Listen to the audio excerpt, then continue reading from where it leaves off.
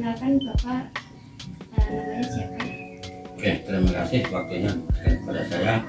Saya nama Yaya Sumarno, dengan Busum, Emping Busum, karena kita namakan Emping Busum atas nama Emping Busum ya. Atas nama Sumarno yang beralamatkan Kemasan RT 03 RW 9 Ngajak Jakarta Surah.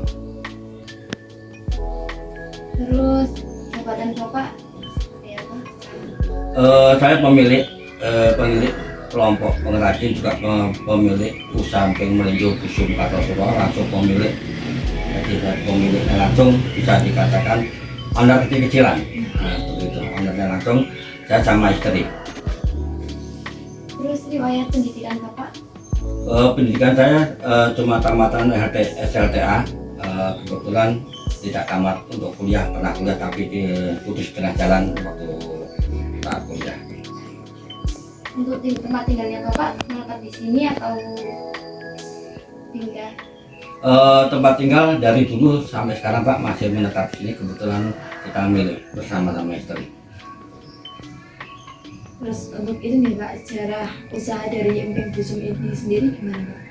Kalau usaha emping busum pertama awal mulanya kita kan dari pengrajin Mbak. Istri saya kan pengrajin emping, ya. Kita kelamaan dengan mengikuti zaman digitalisasi, zaman model udah digital. Terus saya berinovasi ingin memasarkan hasil produk pengrajin emping itu tadi. Pengrajin emping istri, Bu, Mbak, kita nggak usah buat emping tapi kita memasarkan emping, kan di sini banyak pengrajin emping. Akhirnya kita berinovasi untuk memasarkan emping lewat online. Kebetulan produk-produk yang saya tawarkan lewat online itu laku di pasaran, disenangi sama pasaran gitu loh. Alhamdulillah sampai sekarang bisa berkembang pelan-pelan, kita bisa berkembang, dan emping Busum Kartosuro juga sampai sekarang sudah berizinkan dan sudah berhalal, jika sertifikat halal juga sudah, alhamdulillah bisa berjalan sampai sekarang. Terus kalau untuk tujuan ini Pak, tujuan dari Bapak mendirikan usaha Emping Busum ini sendiri apa Pak? Itu tujuan kita ya, pertama untuk menambah penghasilan pengrajin-pengrajin. Pertama kan kita kan di sini saya mempunyai kelompok pengrajin emping Mbak. Kita mempunyai mengelola kelompok pengrajin emping itu beranggotakan 15 orang. Jadi mereka kita percayakan untuk menambahkan penghasilan dari mereka, terutama ibu-ibu yang di rumah. Mereka bisa 2-3 kilo kan bisa untuk tambahan, sekilo bisa mencapai 20.000 atau sampai 15-20.000 per kilonya. Andaikan mereka bisa 3 kilo berarti mereka sudah punya penghasilan tambah 60.000.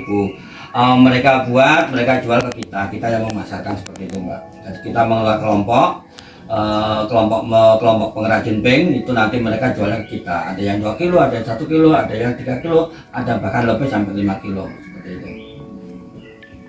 Kemudian kalau untuk pengalaman pribadi Pak, ini Bapak itu emang dasarnya itu emang dulunya pengusaha atau gimana?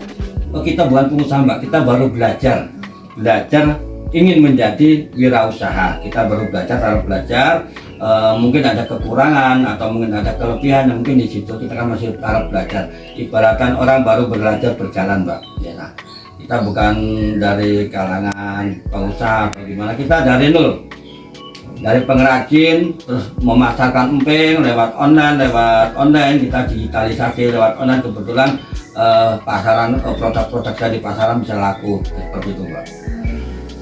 Kemudian kalau untuk kondisi ekonomi ini Pak, jadi sebelum kondisi ekonomi Bapak sebelum mendirikan Emping Busum ini bagaimana, terus setelahnya bagaimana? Kalau saya stabil Mbak ya, ekonomi saya stabil. Kebetulan setelah emping kita berjalan ya ada tambahan sedikit Mbak, ada tambahan sedikit, ibaratkan kita nggak susah-susah untuk mencari utangan ke sana. Ternyata kita jual emping laku bisa untuk kebutuhan sehari-hari seperti itu Mbak.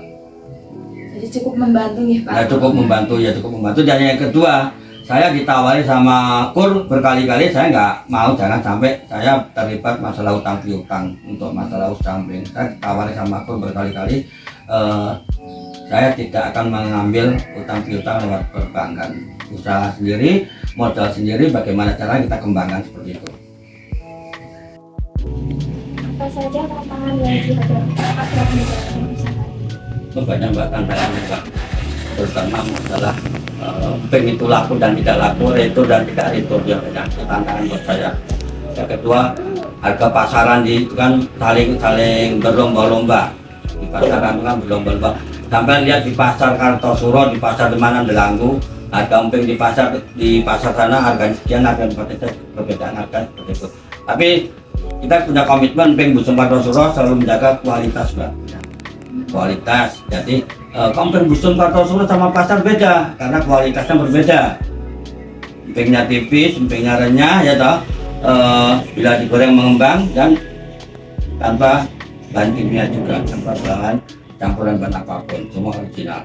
Dan yang paling kita rasakan saat ada komplain, komen yang kurang enak seperti itu kan, itu tantangan buat saya. Itu suatu masukan juga buat saya seperti itu, Pak. Karena apa? Emping Busung Kartosuro masih dalam cara belajar berjalan. Kalau strategi pemasaran apa yang digunakan? Strategi saya paling satu, Mbak. Saya harus benar-benar menjaga kualitas. Pertama itu kualitas emping Busung Kartosuro berbeda dengan emping-emping yang lain. Emping Busung Kartosuro kita kalau empingnya nggak kurang baik, saya nggak mau menerima, Pak. Kita benar-benar emping. Dan yang kedua, emping Busung Kartosuro itu juga sendiri produknya produk baru semua, bukan produk emping lama, bukan emping stok lama. Jadi empingnya dari pengrajin langsung kita pasarkan, emping langsung kita pasarkan. Jadi kita nggak menimbun beberapa kental emping, enggak. Karena apa? Itu nanti mengakibatkan kerugian juga buat kita. Kalau itu andaikan cepat laku, andaikan tidak laku, itu nanti kan kalau kurang kering kan bisa jamur, Mbak. Itu kerugian juga buat kita. Jadi kita sebisa mungkin dari pengrajin itu secepat mungkin kita pasarkan. Nah, itulah keuntungan dari emping Busung Kartosuro, produknya selalu produk baru semua, Mbak. Apakah kedepannya akan ada inovasi baru dari produk ini? Ya ada inovasi baru banyak, Mbak, yang kita inginkan, terutama emping goreng, Mbak. Ini kan baru emping goreng baru berjalan, Mbak, baru berjalan menghadapi puasa ini. Emping goreng ini kan inovasi dari emping mentah, kita inovasi ke buat emping goreng. Nah, kita pasarkan. Kebetulan emping goreng itu sudah laku di pasaran gitu loh. Baru menghadapi lebaran, menghadapi puasa kemarin lah, baru kita pasarkan. Ternyata di pasaran laku gitu loh. Nah, alhamdulillah ini baru satu inovasi. Tapi udah bervarian rasa, ada 5 rasa, kan kita sudah 5 rasa, berlabelkan sertifikat 5 rasa. Nah, ini kita buat inovasi ini untuk menembus ke mall-mall, Mbak. Jadi kayak mall yang sudah kita tembus, kayak di Semarang juga sudah, kayak di Kartosuro juga sudah menerima produk-produk saya, dan itu pun laku di pasaran, Mbak. Pertanyaan selanjutnya, apakah Bapak melibatkan masyarakat lokal dalam operasional bisnis Bapak, seperti tenaga kerja yang bekerja dan pengambilan bahan baku? Kita tidak melibatkan masyarakat setempat, kita baru harus belajar. Kita diri sendiri dari saya sama istri untuk melaksanakan usaha saya. Dan saya tidak mempunyai karyawan, tapi saya mempunyai kelompok pengrajin, bukan karyawan loh, Mbak ya. Kalau karyawan kita ngelarin gaji ya, itu bukan karyawan, tapi kita bentuk kelompok pengrajin. Andaikan kita butuh berapa kilo, berapa kental, itu nanti kelompok pengrajin itu kita koordinir untuk membuatkan produk-produk seperti itu. Seperti itu, Mbak. Menurut Bapak, seberapa penting kearifan lokal dalam dunia bisnis? Ya, sangat penting buat saya. Karena produk saya ini bagaimana caranya di lokal, terutama di wilayah Kartosuro Sukoharjo. Mudah-mudahan produk saya ini bisa dikenal di wilayah Kartosuro Sukoharjo. Apalagi gini, produk lokal asli Kartosuro, asli Sukoharjo. Sebisa mungkin produk-produk saya ini bisa dikenal di kalangan masyarakat, terutama wilayah Sukoharjo dan Jawa Tengah pada umumnya seperti itu. Syukur-syukur bisa ke luar pulau atau ke luar daerah seperti itu, Mbak. Pak, pertanyaan selanjutnya, Bapak mendirikan perusahaan ini terinspirasi dari apa ya, Pak? Sebut aja UMKM. Saya terinspirasi gini, saya melihat di sini di wilayah saya, wilayah Kemasan RT 3 RW 9, itu kan banyak pengrajin melinjo, dan pengrajin itu tidak ada yang mengkoordinir. Mereka berdiri sendiri, terus mereka tidak ada yang mengarahkan bagaimana cara membuatnya emping bagus, bagaimana cara pemasaran, bagaimana cara mereka itu tidak tahu seperti itu dan mereka tidak ada yang mengarahkan. Jadi saya terinspirasi, saya membuat UMKM, bawain mereka semua, mereka jual produk ke saya pasarkan lewat online seperti itu Mas.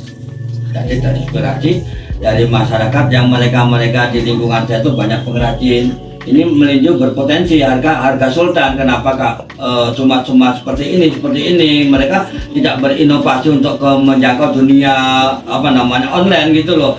Nah, alhamdulillah coba-coba saya sama istri untuk menjangkau ke dunia online gitu, digital. Ternyata produk-produk yang saya tawarkan laku di pasaran. Nah, kita harus membentuk mengkoordinir pengrajin itu. Kemudian yang selanjutnya, Bapak ada kata-kata untuk kami generasi Z untuk mendirikan UMKM atau mulai berbisnis?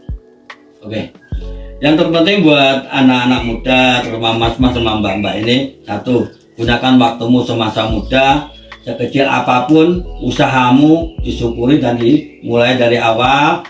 Mudah-mudahan dengan pelan-pelan gitu bisa berkembang. Contohnya seperti saya, alhamdulillah kita berjalan pelan-pelan akhirnya produk-produk saya bisa menjangkau sampai sana seperti itu Mas. Dengan tekun, teliti, kita dunia digital harus kita benar-benar bisa memahami, jangan kalah bersaing dengan tetangga sebelah seperti itu. Buat teman-teman semuanya, buat anak muda khususnya kalangan muda, saya Emping Busung Kartosuro berusaha untuk semaksimal mungkin menjangkau ke wilayah Sukoharjo.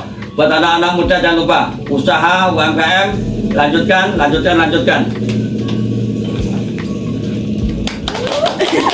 Oke, Pak ya.